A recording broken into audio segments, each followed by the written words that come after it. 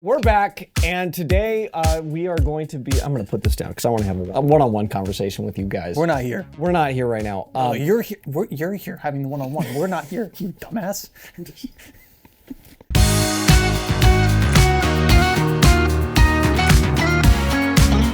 We're having a one-on-one conversation. Our patron subscriber, Richard. Oh, Richard, I'm here now. What's up, Richard? Oh, we're back. What's up, Richard? Richard, this was exclusively for you. You begged us. You kept saying, guys, you got to check out this movie. And we did, finally. And so this is for Richard. Today we're going to be talking about Milk and Cereal. It is a new found footage. Milk and Cereal, yeah. Spelled with an S. Yeah, very clever. Very clever. Very clever. Very clever. A new found footage horror movie that was released on YouTube. And welcome if you're new here. We are a comedy film discussion channel here on YouTube. We do comedy reviews. Comedy in quotes, review in quotes. Everything's in quotes. Discussion in quotes. Yeah, it's English in quotes. YouTube in quotes. YouTube in quotes. This is a crossover episode in a lot of ways because we have two ongoing arcs in our channel right now. We have the found footage arc, which going back, we have a little bit of history. We do a series every October where we cover spooky movies. We call it Spooky the Week. And a couple years ago, Keegan had us do a theme, and that theme was found footage movies. And we discovered we hated found footage movies. Long story short, found footage movies have been outlawed from the channel. We're not. They're banned from Spooky the Week. They're banned. I'll watch another documentary again, but if there's anything spooky or they say it's spooky, I'm not watching. They were outlawed. They were Every outlawed. year we watched another one. They were outlawed. One thing that is true about Uncle Mickey is that we're all fucking outlaws to the core, baby. Oh, I'm an outlaw. You outlaw something, guess what I'm doing the next fucking day? Especially if it gets views. How do you think we pay for all this? Do we rob trains? Yeah, dude, you think that we're not outlawing every day? I've never gone the speed limit once. You say it's 25, guess what? I'm going 24. You subverted that one. Yeah, dude, that's what I'm saying. You say I have to pay for parking. You can never stop me from I'm robbing saying I'm not trains, paying dude. for parking. I'm only going to be here for 30 seconds. I didn't want to park here. We've been covering found footage movies. We've been searching for the best one, and we have yet to. That's our goal at all. We've been searching for the best one here. I think we already found the best one and we just didn't even realize it because they're all dog shit. No, we saw it. It was called Horror in the High Desert. Is that the best one? No, it's literally not. So as I was saying, this movie is an intersection between two arcs. We've had the found footage arc on one end, and then we've also, for a couple of years, we've been following filmmakers who are YouTubers as well. So people that make content on YouTube, whether that's reviewing, Independently making stuff for you. for YouTube, and then they make movies. So we've reviewed the films of Ralph the Movie Maker, we've reviewed the films of Joel Haver, Chris Stuckman. Ralph the Movie Maker. It's really the groundworks of like cinema evolving. Like I truly believe that It's the cutting edge. Like the same equivalent of like paint becoming accessible. Yeah. You know, it's the same thing. Well, there's no barrier. You know, No, it's there's like no barrier. like a filmmaker. As Francis Ford Coppola said, someday some fat chick from Ohio is going to make a great movie. Just on her own. He did say that. He said a fat chick from Ohio is going to make a movie and he'd be like, that movie was awesome. It's that. We are living in that era right now. FFC really did just like predict the future. And he's like, out of my way, I'm going to make I'm gonna make Megalopolis. art. So this is the culmination. This is a crossover episode of these two arcs that we've been having, and I think it's pretty fitting. So the channel that made Milk and Cereal is a channel called That's a Bad Idea. They released it about 2 months ago at the time of recording, 8 months ago at the time of release.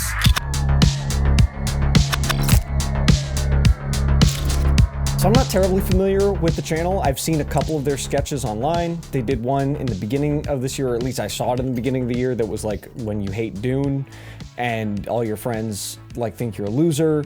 And that really resonated with me for reasons that if you saw our Dune video should be obvious. I had seen a decent amount of their stuff. I thought they were pretty funny, particularly Curry Man himself. Yeah, Curry. Don't call him Curry Man. His first name is Curry. It'd be like calling you Kevin Man. It wouldn't be wrong. Yeah, but I'm Kevin's Kevin name Man. isn't like soup. I actually had heard about it on Letterboxd independently of you guys talking about it. It was like a YouTube found footage, and I was like, that sounds kind of interesting. I don't know anything about the people that created it. I don't watch that type of stuff on YouTube. I usually watch like really bad shit posts and like YouTube poop. Never seen anything of their content. So I've got a completely clean slate for this movie. This is just a movie for me. Yeah. It's not like, oh, I want to see what this guy did. It's just, this is a movie that I watched on YouTube. Yeah, kinda all did. So, and if you're new to our channel, we have a little bit of kind of unique background on this specific thing. You know, I don't expect everyone to be watching this video and like know our history.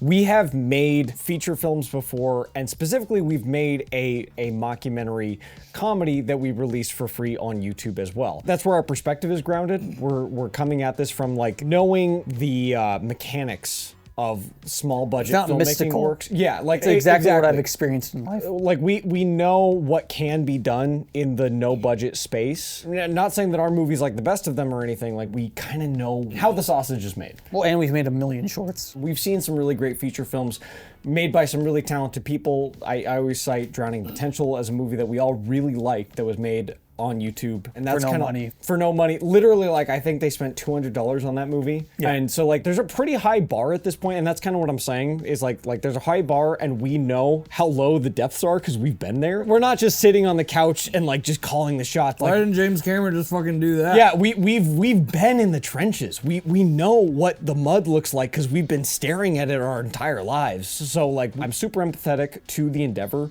Like I love that they made this and just made it for YouTube. Like it's just like we're dropping this. We have a YouTube channel. We're not going to bother with any of the stupid shit like festivals or trying to get this distribution. We're just going to make this and release it on YouTube. Especially if you have an audience. Yeah. Then yeah. Why wouldn't go you? for More it. people watch this movie than anything we've ever made combined. Yeah. We'd do the exact same thing if we had the same audience. Like if we had an audience that would watch, Death Perception would be up on YouTube right now. Yeah. Yeah. I have immense respect for what they did, even though like what we say might come off as harsher as what some other people might say. We're super respectful of the endeavor, like the effort put in and the like actual balls to just put it on YouTube is super respectable. I just wanted to say that before we started. The pillow silence is the god. Before we start sharing our thoughts, because that's probably the nicest we're gonna be for the rest of this video.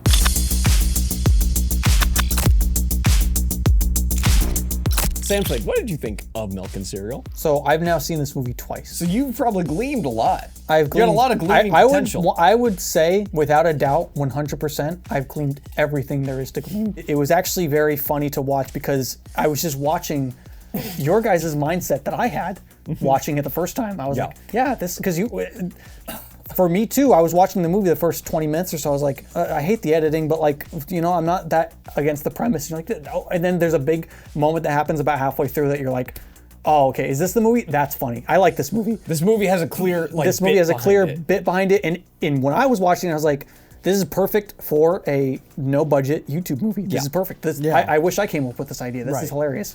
And then they're like, but we're going to do something else actually. And then you're like, Wait, where did you go? We're going that direction. oh, are we doing a different movie now? It's like, we are Good doing movies that way. and it's like, oh yeah, no, we are going to do a different movie that's worse. And it's like, but I liked what you were doing already. And it's like, no, but you're We're going to actually like. gonna do both. You're gonna We're like crash this. the car somewhere in the middle.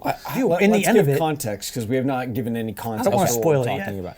Well, Should so we let's do non-spoilers because I would say that generally, for me, this movie's worth watching. But let's give a little brief like plot synopsis, if master plot. Yeah. Brief plot synopsis. There is a YouTube channel that is pranksters. Another very successful prank. Thank you for making it all happen. Frank YouTube channel. Milk Yeah. and Seven. Milk and Seven are roommates, and they're the ones that run the channel. And they have an escalating prank war that takes a dark and unexpected twist. Yeah, I would probably recommend this movie over. What's a recent movie that's come out? Borderlands. I only see. Yeah, It Borderlands. came out like 100 years ago now. I'd recommend watching this movie just because it's an interesting. It's an watch. hour, and Yeah, it's an and hour. like we had said at the beginning, like I do think this is a interesting deviation / change in cinema where anyone's going to be able to make their own movie, and I think if you're watching the foundational movies of that time, where like this is where people are. Not saying this movie's going to be foundational in history, but like just the fact that it's like now this is a genre of movie where just anybody can make it. And we're also going to get into this a little bit more with problems, but like this movie was clearly made by kind of a single person, you know, and like obviously there was a team of people and they all worked together, but like there's a pretty clear singular artistic voice behind this movie, for better and for worse. Yeah. And I think that alone makes it kind of worth giving it. It's only an hour. If it was longer than that, this would be a harder recommendation, but it's like, it's an hour. Go ahead, give it a shot. You might glean something out of it. There are entertaining moments and enough like small twists, especially in the first like 30 minutes, where like the first 30 minutes had me. I want to say the 35-minute mark, we had paused it because one of us had to go to the bathroom, and I was like, oh wow, like what is going to happen in the rest of this movie? They've kind of pulled all these like rug pulls, and I'm like, what are they going to do next?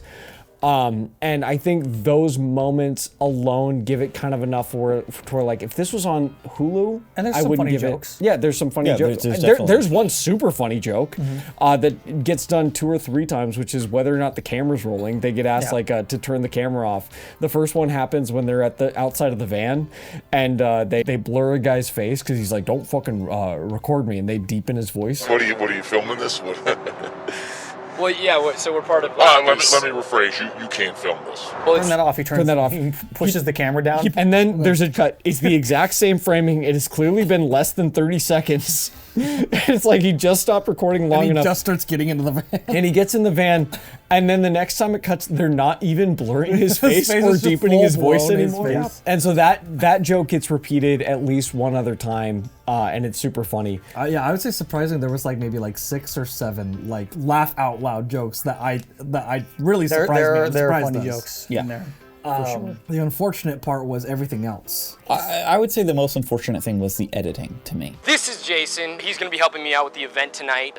We're in... It has the really shitty thing in found footage movies that I hate. They'll record from one angle, be like, this is the found footage angle, And they'll just they'll cut do that. a bunch of jump cuts, but it's clearly that it's just like their next line. Once you cock it, the bullet is still in the chamber, right? Even with the mag out. Very important. Instead of it being like, if you jump cut, it's a jump cut. Like you're missing stuff. Instead of it being like, well, Keegan, what are you doing? I'm doing this. Like that should not be. That should never be in your jump cut. If you're only filming from one angle, that's all you have. What a lot of bad found footage films will do is they'll think, well, we only have one angle, so that's the only angle we use. Oh, well, we want to cut it down still, so why not just cut? If you are jump cutting from one line, the next line should not be the natural next line. We're gonna show you what we mean. Alec, ask me a question. Kevin, what did you have for lunch today? Cereal. Yeah. Here's a more accurate representation. It would be cereal, Frosted Flakes with milk. And it's like, that was clearly one sentence, but like, why did it take 3 cuts? We as filmmakers, we know the reason is because there was fucking pauses between those, and the editor was And it's a looking at different it. take. And or what I would say either or. It's either there was a pause and they wanted it to be faster. If you were doing one or- angle, you got to get it in that angle. or just get a second angle. You get a second angle, or And they could do. if you're gonna have one angle, I'm sorry, you have that one angle. And if you're gonna cut in that angle, like cut. And there's also the potential to do 2 angles because they have 2 cameramen. Sometimes they will do that jump cut thing, and then other times they will just have like 4 cameras in a scene. You know, like it's inconsistently applied. And sometimes they'll even have long, drawn out shots. Editing, Alec here. So something that we don't really touch on in this section that I wanted to briefly talk about is the fact that this movie is trying to emulate the style of a YouTube video. And I can already see everybody typing their comments saying, jump cuts happen in YouTube videos all the time. This is supposed to be like a YouTube video. You guys are all idiots. And while I don't think that that's a bad argument in the movie's favor, I think it kind of misses the point that we're making. The problem isn't necessarily the inclusion of jump cuts, it's more the usage of jump cuts in this movie. The fact that there are so many and they happen within dialogue scenes, cutting in between people's lines basically, makes it feel less like an intentional stylistic choice and more like they're just trying to cut out either dead air or cutting between different takes. It's not just that there are jump cuts here, and I feel like that's kind of what our discussion makes it sound like. It's more the implementation and usage of the jump cuts within this movie. One of the other issues I had was, so there is a part where a prank happens. And so you've been thinking one thing and then you realize that you have not been let in on a prank. Yeah. And so then they show footage of earlier in the movie, the exact same footage. But it's from like the other character's camera perspective. Some of them are. Yeah. Some of them are. Some of them are from a different character's perspective, adding another 10 seconds before what you'd already seen, and the others is the exact same footage you have already seen with no changes, no edits. And the effect is that in this 60-minute movie, there are so many parts where you as the audience member feel like you're an hour ahead of the movie. You're like, okay, I get it. Like I got it in the first like flash, like once you started You don't have to flashing show me back, the whole movie again. You don't have to like, go through the entire thing and explain the entire bit to me. And there's a few of them where they did it right.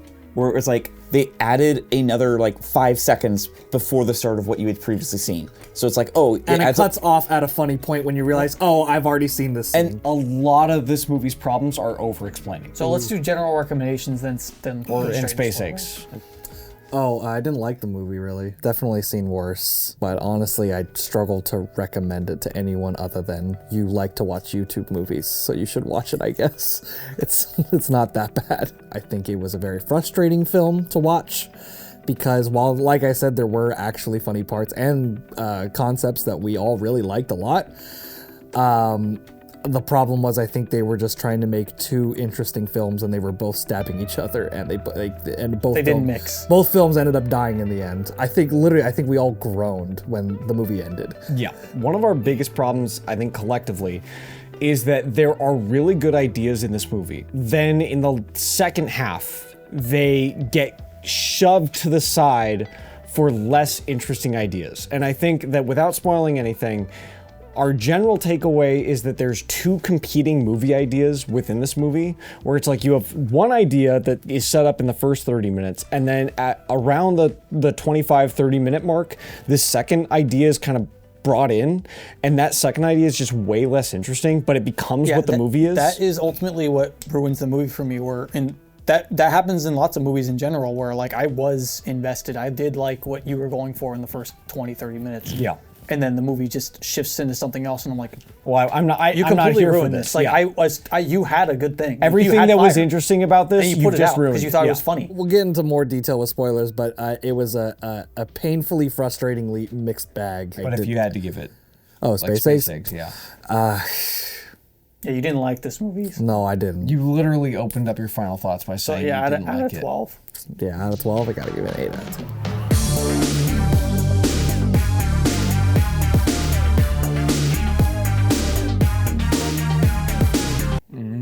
That's fair. I would actually say I respect that score. Very fair. I mean, Curry Man is very funny. Yeah, Curry Man. He's a good actor. Yeah, he's a good actor.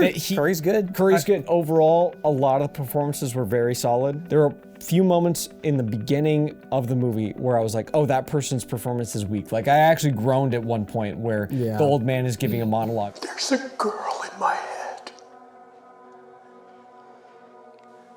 I was never supposed to be a man. And they say that religion can't hurt anyone. This sucks. Really, we're doing this? And then it turns out that that's part of the prank. Yeah, there were some things that kind of Yeah, happened that and way, I was like, you know? it actually works in the movie's favor that it's kind of weak because it makes perfect sense for what they're doing. Yeah. Curry Barker, I said in the beginning, he has a perfect face for comedy. Perfect. But he also has a and this is something I didn't know going into this movie, is he also has the perfect face for like a twisted kind of guy. You know, he's got like kind of he can do both. He can do happy, he can do sad. He's got kind of a Pennywise type of deal going, where it's like he can twist it on a dime. Yeah. And also the guy that plays Seven, I think did a pretty good job as well. I bet he would have been really good if the movie stayed the way I wanted it. Even in the parts that I didn't like, one thing I think he did really well is just those long, like drawn out stares of just like, you can tell there's something going on behind the scenes. We're talking about a YouTube movie, so like all the performances were so much better than they should be at this weight class. I think Curry is obviously the standout, with a caveat that I will save until spoilers. Space Eggs. Wow, eggs. How do you give eggs to a film such as this? It is 12. It is out of 12. It is 12 out of 12. That's a positive. It's a positive score.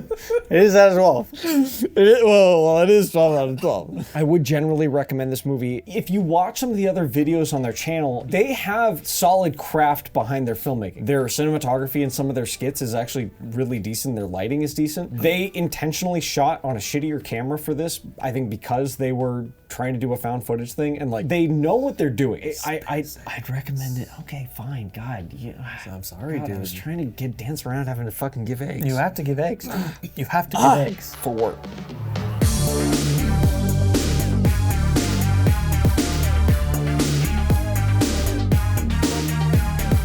I actually think this might be the first time that anybody has ever given a 4 out of 12 eggs on our entire channel. I think that's true. So, fun fact, I already had my score in my head. Was it 4 out of 12? It was 4 out of 12.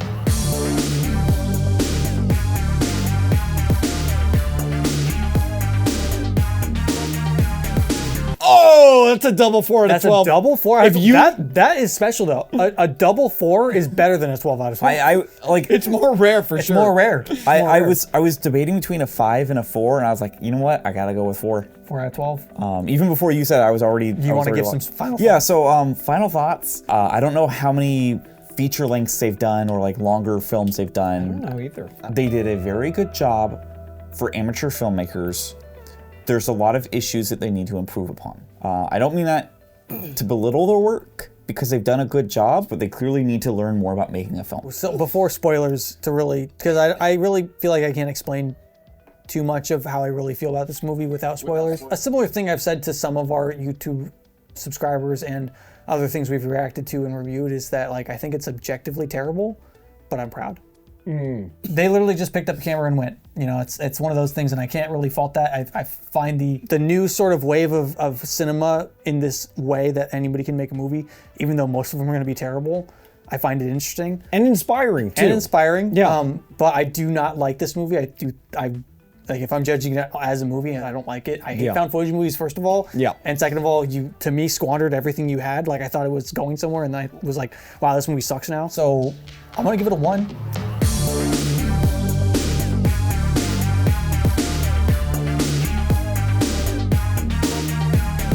Out of 12. Whoa! That's low. And I give it out of love. Wow. Because if I gave you a 12, like I give to other That's shitty movies, really low. if I give you a 12, then you may just be like, I'm gonna keep making shitty movies like this. This Wow. 1 is supposed to tell you to make better movies. These people are in Los Angeles and could be our friends. You know what? They should be friends with us if they want anything. You know, he said 4 and 12 a lot. You can edit around it, dude. I'm just like, 1 out of 12. I thought one of us would give it a 12 out of 4 12. So out of 12. No. 12 out of 12. I can't, if I'm trying, that's my genuine rating. I was just really hoping one of us would give it a 12 out of 12 so that like we could still like be friends with these people at the end of this. A 1 out of 12 and a 12 out of 12 are very close in my head. So apparently, guys, when you become billionaires on the next Denis Villeneuve, you can take me with you because I gave it the highest score. It's true. He gave it an 8 out of 10. Do you want to make a short film and have it be reviewed by real industry losers? Do you have a camera and friends that can act for you? We're doing a 48-hour short competition, and it is January 17th to the 19th. That's Friday night to Sunday night. Start off Friday night, and then you have Friday, Saturday, and then Sunday to complete a short film from writing to filming to editing and then turning it in. We're going to be competing ourselves. We make a short, we upload it that night, and we're going to react to it on our own channel. You're going to get your own video. And then we're going to be doing a video at the end of it where we're going to be reacting to all the short films. So if you want to be like making us watch something weird, this is your best chance because we're going to be watching all the short films that are submitted through this competition. Save the weekend. If you don't want to join us, go eat ass. Check it out, link right there, click it. It'll stay in the corner, you don't have to pay. It's gonna be a lot of fun, so we hope to see you guys there. If you competed last time, then bring your A game this time because we beat your ass. That's true, we did destroy everyone. If you want to defeat us. All right.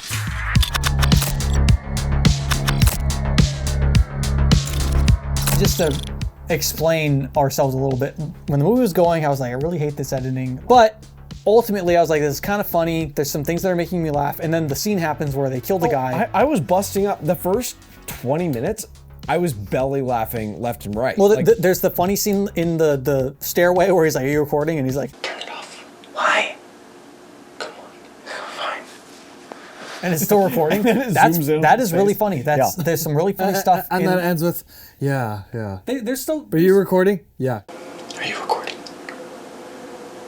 Yeah. Suicide. Then they have the scene where they kill the guy and they make you think. Prank bros. The suicide attempt. All fake. He's an actor. Check his post. That guy's not breathing. I know. Oh shoot, this was an accident. This is a prank gone wrong, and they've killed a guy. And now these two dumb YouTubers are gonna have to deal with a dead body. I used your shit, man. Use my blanks? Yes. God, I knew that guy was shady. That is funny. This is a good premise. This is awesome. Yeah. Because it The is movie's starting. That scene is funny. Yes. Where they're like, I just killed a guy. What the hell? You drugged me? Yeah. Okay. Okay, that was the questionable part, yeah. Like, that's funny. It's a funny bit. And then they cut to, it's like, oh, dude, a day earlier, he was actually planning this, and he's a serial killer? And he's a serial killer. I'm Milk like, and cereal? They jump the gun so quickly. They explain that he's a serial killer, which I don't think he should have been for this movie. No. The two ideas that I think conflict yeah, these are the two, the ones is we were talking about. you have the premise of the movie, which is the setup. Dual pranksters that run a YouTube channel that are one-upping each other. So That's the thing. That's one premise. In my head, I was like, as the scene was progressing, I was like, oh man, he just killed a guy. That's really funny if these YouTubers killed a guy, and that's like the whole premise. But then I was like, And it's just a but bunch in of the back of morons my trying head, to what would get be away with actually it. funny? in the back of my head, the whole time I was like, is this a prank? This Yes. is fun. Is this a prank? Yes. No, it's not a prank. No, it's a prank. Especially for a 60-minute movie, that simple premise is so fucking perfect. And you could have done it really easily where it's like Seven found the guy because they live near each other. So it's like he could have literally just seen him and been like, oh, he was pranking me with you. Yeah. Oh, I'm gonna do a prank on him. Help me pull a prank on him. Yeah. It's gonna be a double agent. And that single person is like quadruple allegiancing to Yes. both of them, where it's That would be a way better movie. yes. It'd be so funny. And then at the end, he pranks both of them. Or they do accidentally kill him. That's the funniest parts about this movie. Even when the movie is ruined by the serial killer aspect of it, the funniest parts about it are the YouTube aspect. Like, I love that line, like, way late in the movie, like, Do you still have those camera glasses from the spy prank? you still got those spy glasses from that one prank? And then when he knocks on the door, those are spy glasses. Like, that is spy glasses. Hey. Those are spy glasses. Why is the That's whole movie so not funny. that? Instead of it just being like, oh, I'm a serial killer. I've got a creepy House shed yeah. that I put the address in my box. I put the well, all right, let's talk about the fucking shed. I want to. We need to talk about the box. Because the box is so much stupider than the No, shed. but the talk about shed. the box. Okay, I want to talk about the shed because it has We'll talk the about the spirit shed. Halloween No, decorations. okay, in it. we'll talk about the hold shed. on, We're going hold to talk on. about the box first. Okay, hold on. Before we jump into either, we didn't finish what we were saying. Did we not? Okay, because we talked about the prank war. We didn't talk about the other half. Right. We said, all right, it's two things. One, and then we talked about that thing for fucking 45 goddamn minutes. And then we changed it up. All right, so then the other thing, Kevin, explain the other thing. What's the other thing? The other thing, so we got- the intersecting premise. It's a movie about a serial killer who is trying to basically gaslight someone else into being a serial killer with them. Gaslight someone into killing someone and feeling super bad about it. Yeah. And killing themselves. And ultimately killing themselves. But we don't know the killing itself part Until until the last- a bit later on. Until the last 30 guys seconds. you guys were giving the movie more credit than it was due, because you guys were like, it would be interesting if he convinced his friend to become a serial killer too, but it's like, no, he's not even doing that. Well, no. He's just a that's what serial I'm killer and saying, wants yeah. to kill his friend by killing himself. I stand by the fact that the premise is interesting. The problem is we were already in love with the other premise, and then this other premise And it comes doesn't along. mix well. And it doesn't mix well at all, and it ruins the first premise, because I'm like, oh, it's funnier if they're just idiots. Kevin says it's funnier. I would substitute that by saying it's more interesting. We're comedy filmmakers, so like we look at everything in terms of what would be funnier. Well, if you're trying to make a comedy, It's also just more interesting. I think that scene where the cop comes up to the car and he tells his friend to not show up with the shovels Oh, fuck. Look who just happens to be over there. Fucking cop. as he's walking out of the Home Depot. Yes. That is so much funnier if they are just dumb YouTubers that killed a guy. Yes. That's Like, that funny. scene is not that funny because I'm like, he's just a serial killer that's actually stressed about getting caught about killing. How did I forget the fucking shovels? Fuck! We did like that premise. Like, I do want to make this clear because I think my problem with the movie ultimately is that there's two interesting ideas in this movie.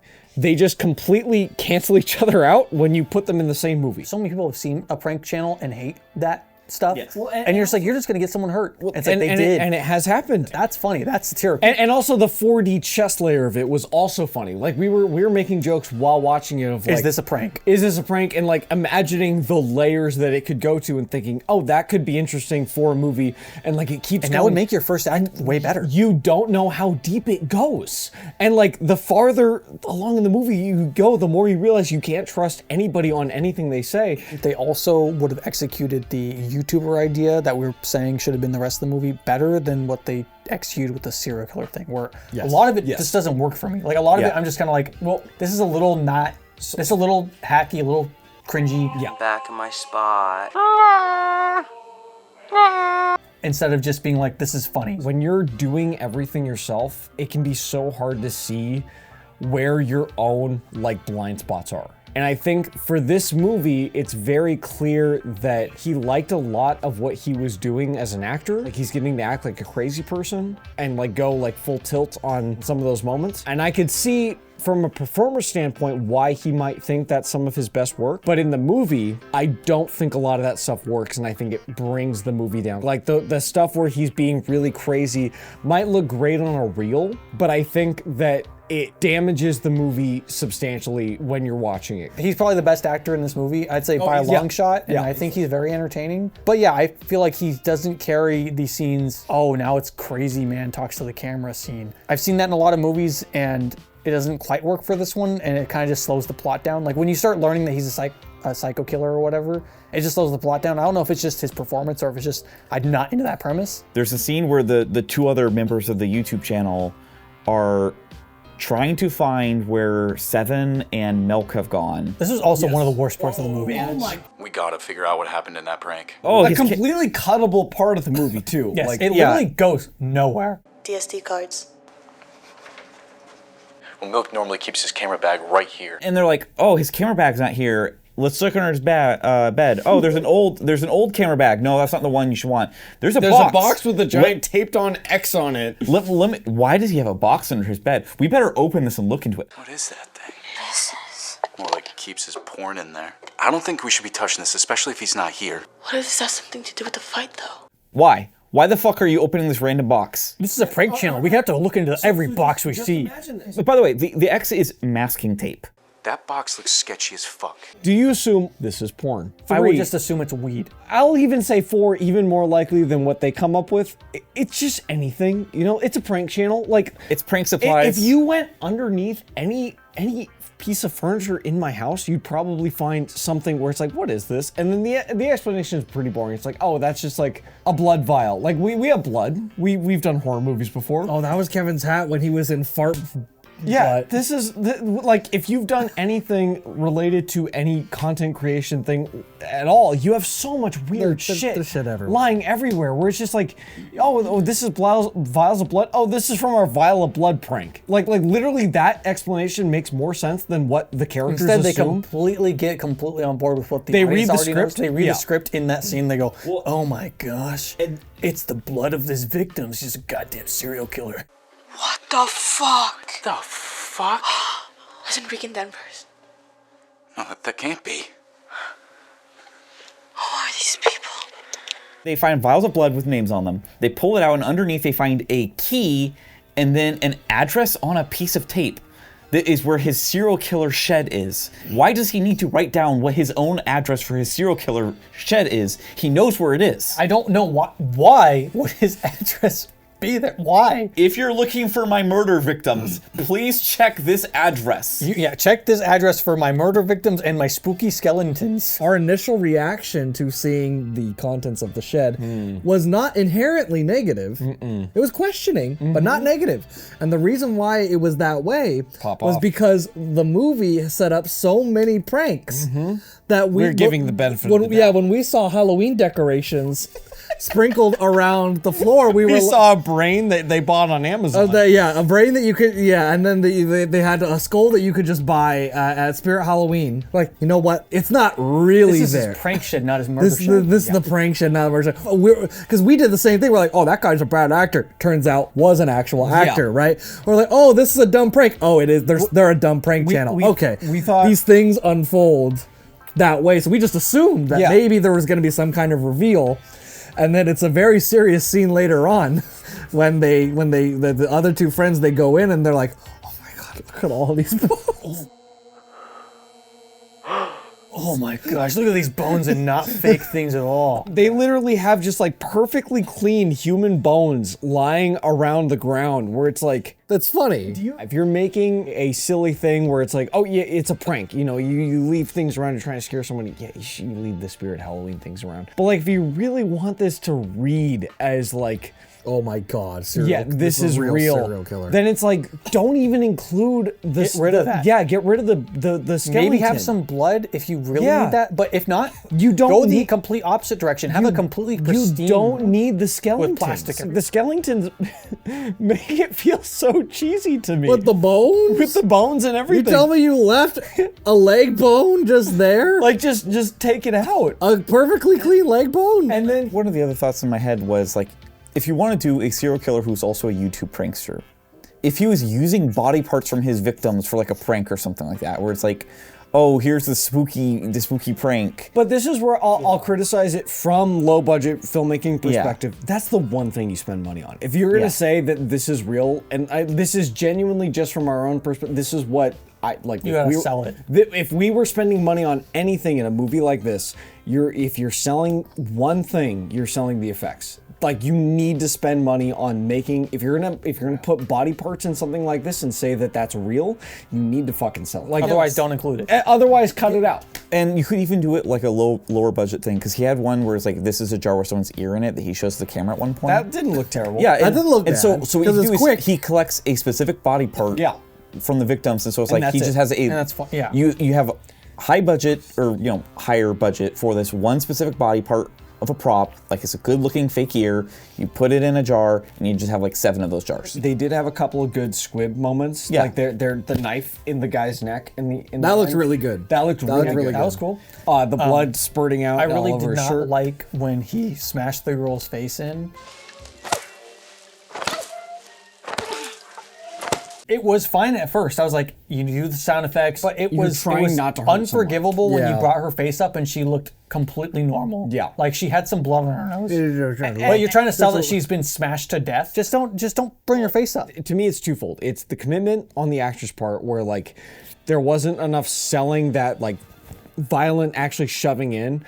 And it's both from the person shoving and the person being shoved. It really is just all about commitment. And to me, what I saw in that moment was not like, oh, this is so crazy, he's bashing her skull in. I saw acting. I saw acting. The actress getting her face smashed in wasn't the one in control, which is the one that's supposed to be in control. Yeah. She was the one doing it. Yes. And like he's just there for the 100%. ride. So to me, that moment, like, it was bad that they pulled it up, but even before they pulled it up, I was like, this is just like, there's something really not working. Like, it just feels so cheap, which even up until the last 10 minutes, I was so willing to forgive all of these little things. Because you thought it'd be a prank. Because I thought it would be a prank. Even in the last 10 minutes, you can attest to this, because we paused it. Literally, we had 10 minutes left. Kevin had to go pee. And I sat there thinking, okay, we have 10 minutes left, but Bring us home. It's time to bring us home. they have 10 They're gonna minutes. bring us home, right, They Sam have Slade? 10 minutes to bring us home. And Sam Slade sat there just like, yeah. And did they bring us home? No, not even a little bit. What's funny is that was a different reaction than what I had. When I was watching it before the 10-minute mark had hit, I was like, this movie's not bringing it home. If this is a prank, it's not gonna be funny. Like they've done too much for me to be like. It's been a lot. It's been too much for me to be like, oh, now I can buy that you pulled the rug out from under me again. There was a certain moment, oh gosh, I wish I could remember, but there was a certain moment in the movie where I had that realization where I was like, oh, I don't think it's going to be a prank anymore. I don't. No, Well, it's as when soon he as just straight up is killing someone. Yeah, as soon as And he he's says like, it's not a prank to the girl that he's killing. yeah, as soon as the serial killer stuff showed up, I was like, oh, Yeah. yeah. I don't think it's because of the low budget and bad effects that we've kind of talked about a little bit here Not at all. that ruined the movie. It Not is at just that It's it the was structure it was a good concepts movie being put forward. conceptually until it was a serial killer movie, and that serial killer aspect of it is what ruins it for me. Yeah, we're clowning on some of the spirit effects things, but like at the end of the day, That's just because it's funny. yeah, it's funny. But at the end of the day, like, I would forgive. We any would spirit we would effects. not have been complaining about that if we just liked the movie. Kevin, do you have any final thoughts on this son of a bitch? That's it. I'm done. If you make another movie, I'll check it out, though. I mean, there's ideas there. You just got. I'll watch another movie You by just him. gotta narrow down your stuff. I think the dude. guy's You just fine. gotta. I think the entire team is talented. Like, this is a really solid entry. And we've been so negative, but at the same time, if we're talking about YouTube movies, this is like top 10. it's very promising. I believe you. There's a lot of flaws with it, a lot of issues. If they can learn from this movie, I can see them making a better second film or next film. Yeah, I would say that these are talented filmmakers with talented performers. I think if I were to give any advice, which is something that we've been known to do on this channel, you have the same person doing the writing, the directing, the editing, and the acting. And I think that there is, even in the best case scenarios, you run the risk of just like putting yourself in this like tunnel where you can't see the bigger picture. And honestly, for the fact that it was written, direct, blah, blah, blah, all by one person, there's a lot going for this movie. Yeah, I would say don't do the editing. You can pass that off to somebody else. And scored by. It's the double-edged sword of this project where it's like, it is super respectable that one person did all that stuff, but at the same time, I think it hurts the project. I think that ultimately you put yourself in this tunnel where like it's so hard to see the bigger picture because you're doing so much, and I've been there. Like that, I'm not saying this to be a prick. Literally, like we've done so many projects where, you know, I've done the score for a couple of our projects. I've done the editing, I've done the writing, I've done the directing, and even just doing that without any acting. All of the projects where you end up doing all those things are the ones that you end up hurting the most. And I think that this movie, just watching it, I feel that, where it's like, I think that more separation would have helped here.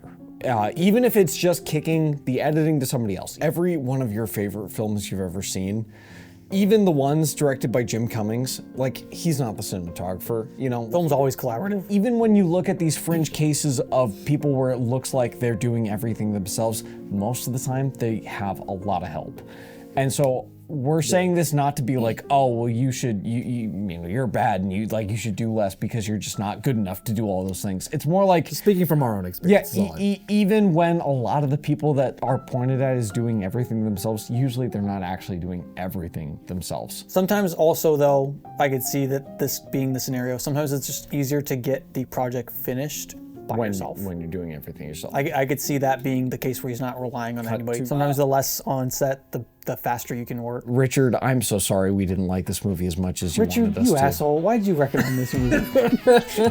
I love you, but just shut the fuck up. What did you think was gonna happen? What did you think was gonna happen? If we lose a subscriber over this, I'm sorry. Like, sorry. One of our 3 patron subscribers, you're gonna just shit the bed with one of our 3. Sorry. Yeah, I am who I am, dude. I'm like, why did you think I was gonna like this? I don't like anything that we review. That's true. Unless it has Clint Eastwood in it. Unless it has Clint Eastwood in it, or he was stupid like Megalopolis. Like, what did you think was gonna happen? Oh, I loved this movie. Good job when he was a serial killer. I loved that. That was the best push ever. Definitely the best horror film to come out that week in August. On YouTube. On YouTube. Thank you guys so much for watching. If you enjoyed this video, make sure you like and subscribe the video. If you have a favorite YouTube movie that you want us to talk about, maybe we haven't even heard of it, put it in the comments down below. It could be a regular movie. It doesn't have to be YouTube. Don't listen to him. No, I want the dirtiest. I want the sexiest. I want the YouTube movies that not even Jack Google. Yeah, Jack Google. They're gonna be like, oh, I have a movie for you to review that no one's heard about. Unsubscribe. Oh God, yeah, that movie has like 1,000. Let's stop the recording. Let's just stop everything. Yeah, that's just.